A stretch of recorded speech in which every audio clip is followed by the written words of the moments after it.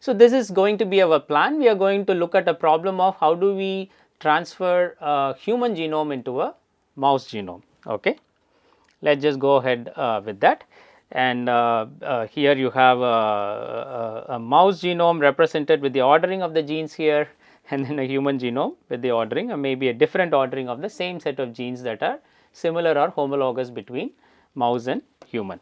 Okay, right, and we know that there is an unknown ancestor, some furry animal that lived alongside the dinosaurs some 75 million years ago, from whom from that animal, from that common ancestor, the mouse and humans have evolved.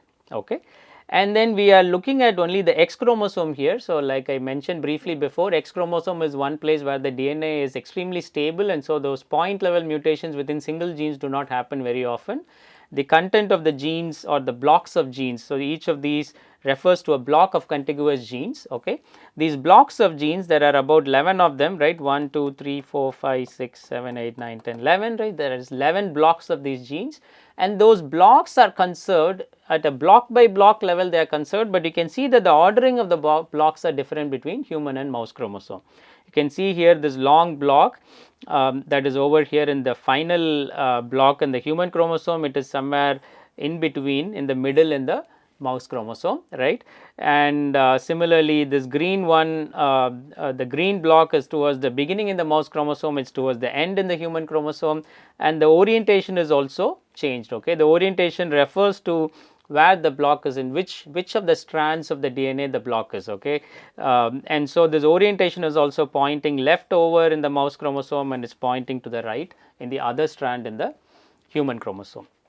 And so these are the blocks, these are these blocks of contiguous genes. So what are these similarity blocks, also known as Synteny blocks, between the human and the mouse genome? Someone has already found it for us and given these 11 Synteny blocks, right. So this first block is this pink color, the second block is this green color and blue color, and so on, right, all these 11 blocks. What are the similarity or Synteny blocks? How do we find them? That is one question. And the other question is, what is the evolutionary scenario for transforming one genome in the other? So one ordering of these blocks into the other ordering of the blocks. How could this have happened from your unknown ancestor, the common ancestor of human and mouse that existed about 75 million years ago? Okay. We will focus in this session mostly on the second question. We will just make some brief comments about the first question towards the end of this topic. Okay. But let us for now assume that someone has found out all these similarity blocks, these colored blocks here, and given that to us, and then we now want to know, given this ordering of these blocks, how many steps does it take from the mouse to the human, right. So mouse to the unknown ancestor and unknown ancestor to the human. What is the minimum number of evolutionary transformations that are needed to transform one genome ordering to the other genome ordering? Okay. One ordering of blocks to the other ordering of blocks. Here is one scenario that is being shown here. You can represent these blocks with certain numbers. So let us say that I can always number the final species that I am transforming to. Here I am transforming a mouse genome into a human genome. So I can always label the human genome as 1, 2, 3, 4, etc. to 11. Okay, there are these 11 blocks, and then each of these, because we know the exact match, the colors that match. So then I can also label them using these numbers in the mouse genome. The green one here, 1 is here labeled as 1, and then we talked about this pink, which is 11. It is oriented the other direction in the mouse. So this is going to be minus 11. Minus indicates that the direction has changed from right to left to left to right to right to left. Okay. So if it is pointing towards to the left, then it's minus. Okay. So then this is minus 11. This green is pointing to the right, that is 10 here, plus 10, and then but in the mouse genome it is minus 10, and so on and so forth. Okay. So you have this 1 through to 11 in the human genome, and you have 1, minus 7, 6, minus 10, and so on in the mouse genome.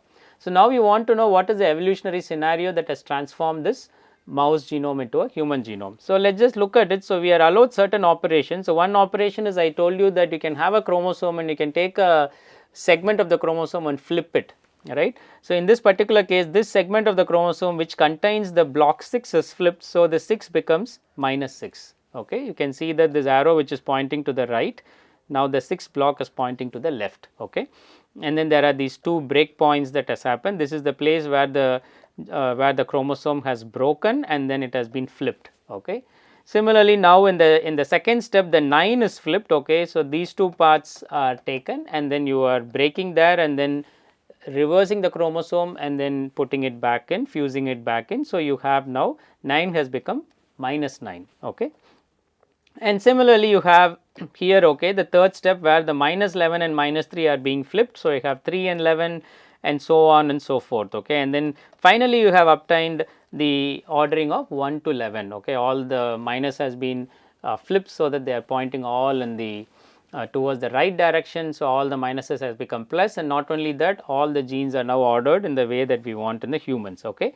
And how many steps has it happened? So, this is one step, meaning there is one reversal, another reversal and the third reversal, fourth reversal and so on. So, you have 1, 2, 3, 4, 5, 6, 7.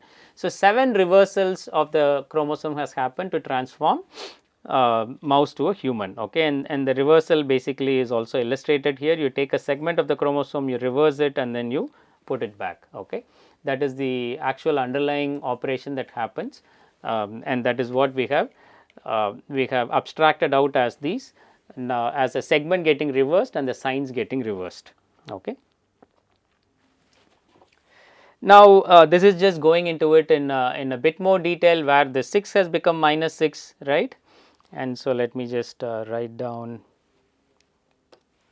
So, this has become minus 6 here, everything else remains the same. This is 1, this is minus 7, this is minus 10, this is 9, this is minus 8, 2, minus 11, minus 3, 5 and 4, right.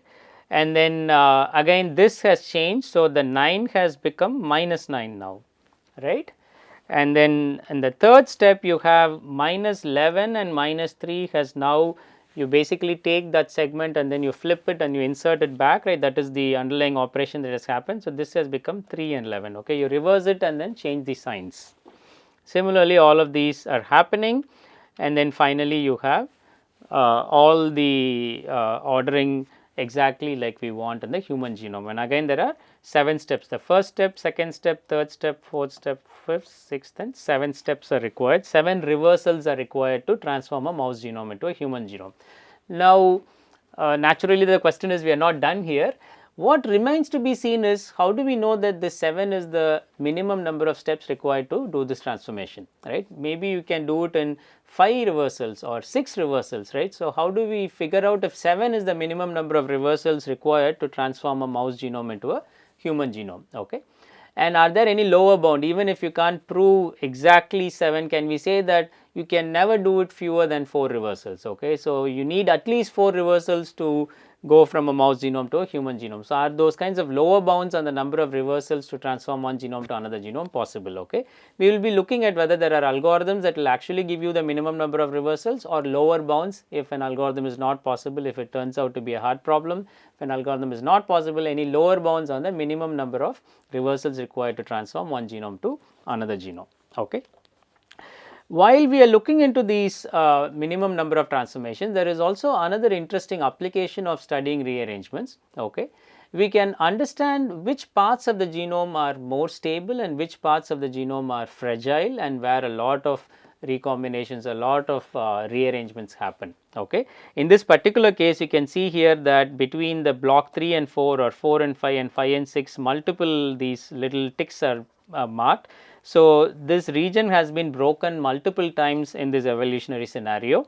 So, maybe the region that is in between 3 and 4 is a more fragile region compared to a region between 10 and 11 where only one rearrangement has happened. Okay, one breaking has happened. And so, if you think about each of these breaks as some very rare events, right. These are deleterious events, these happen very rarely, and so these are can be compared analogously to an earthquake, right. So, you do not want too many of these earthquakes to happen, but you also want to know whether there are any fault lines, right, any fault lines in the genome where the earthquakes do happen a lot. Okay.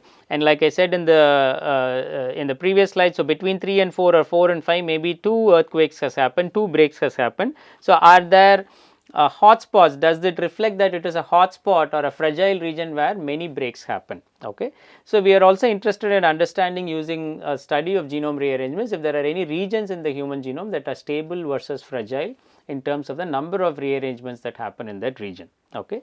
And this is not just for evolutionary reasons. If you want to understand a cancer cell line that is shown here, this is an MCF7 is a cancer cell line. You can see here that the different chromosomes are all of different colors. Okay. In a normal healthy cell, each chromosome will get dyed with the same color. Okay. But what has happened in this cancer cell is that different segments of different chromosomes have broken and rejoined with other chromosomes, and a lot of mosaic of the different chromosomes has happened. And it will be interesting to understand if these breaks that are happening and then the rejoining that are happening occurs in certain regions of the genome, fragile regions of the genome, that are hotspots for rearrangements. Okay. To understand this hotspots of rearrangements and how do chromosomes evolve using this breakage, right? Susumu Ono back in 1973 proposed this random breakage model. Okay. And his hypothesis was that rearrangements occur at random positions and that there are no fragile regions in the genome. So, it just happens scattered throughout the genome. Okay. So, let us look very briefly at how Nadia and Taylor made the statistical arguments to add evidence to the Ono's random breakage model. Okay. To do that, we can start with a chromosome consisting of m genes. M could be, for instance, 25,000 for instance, right, and you can apply a series of n random reversals, right. So, you just take 2 random points in the genome and you reverse it, you take another 2 random points in the genome and you reverse it. Okay. So, you can do these series of reversals and then you can look at what are the blocks that remain. Okay. What is a block? A block is a contiguous maximal stretch in the genome where no breaks has happened in between. Okay. So, let me just give you an example. This is your chromosome consisting of m genes, maybe 1 gene, 2 gene, 3 gene, etc. to m genes. Maybe this is the break that has happened, and then if this is 1, 2, 3 and so on till m. And so, this is now become 1 minus 3 minus 2, right, because the reversal has happened, and then you have all the way till m. Okay. Maybe then in another scenario, this and this part has reversed. Okay. So, this has reversed. Okay. And this part has reversed. So, maybe this one is reversed. Okay. So, you will have 1 minus 3 minus 2 and then you have all the way, and then you have this particular part which has reversed, and then you have m. Right. And now you can look at what is the longest stretch, right. Here this block is length 2 because no other reversal has happened in between 2 and 3 or minus 3 and minus 2. Okay. So, this is a block of length 2. Similarly, you can look at all the blocks of length k and then do a histogram of that, right.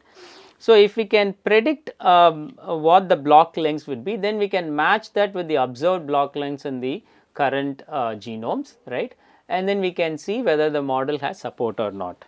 So, when they did that, when they applied n random reversals to a chromosome consisting of m genes, right, and specifically in this scenario they had done 320 reversals and your m is 25,000, okay, and then 320 random reversals. Okay. So, you just take 2 random points in the genome and then you reverse it. Then you look at the blocks, right, and then what are the sizes of these blocks, the number of genes in these blocks, and you saw that, I mean, what this simulation output gives you is that there are a few large blocks, right, and then there are many small blocks. So, these are large blocks, right. So, blocks containing 100 genes, and these are small blocks. These are blocks containing 10 genes, 20 genes or fewer genes, right. And then you have many such blocks. So, you have on average, let us say here about 16 or 17 or something, right, of these small blocks, but these large blocks, so this is just 3 or 2, right. So, you had few large blocks and then many smaller blocks. Okay. And then if you try to do more simulations and then try to fit a curve to this, right, you get this exponential distribution. Okay. This larger blocks are fewer in number, smaller blocks are larger in number, and then the decay follows this exponential distribution. Okay. This is from the simulated data. Now, we want to look at actual data, the actual block lengths in actual human mouse Synteny blocks, right. Synteny blocks are essentially you take the human genome and the mouse genome and then you look for genes that are conserved between those genomes, and then the ordering is also conserved, so that there is no break that has happened within the block. Okay. The breaks have all happened outside the blocks. And so, these Synteny blocks, Synteny meaning somehow synchronous, right. So, they are similar between the human and mouse, these contiguous ordering of genes within each block, right. If you look at their lengths, the ones that are shown in the bars are those lengths, and then it nicely fits this exponential distribution, the curve that is shown for a particular value of lambda. Okay. And so, this was considered as a statistical evidence because the lengths of the actual Synteny blocks that are observed in human and mouse comparisons match the simulations where certain number of reversals, random reversals were done to all the human genome or the mouse genome containing a certain number of genes to in order to transform it to the human genome, right. And so, RBM has been embraced by biologists and has become a de facto theory of chromosome evolution due to this fact. Okay.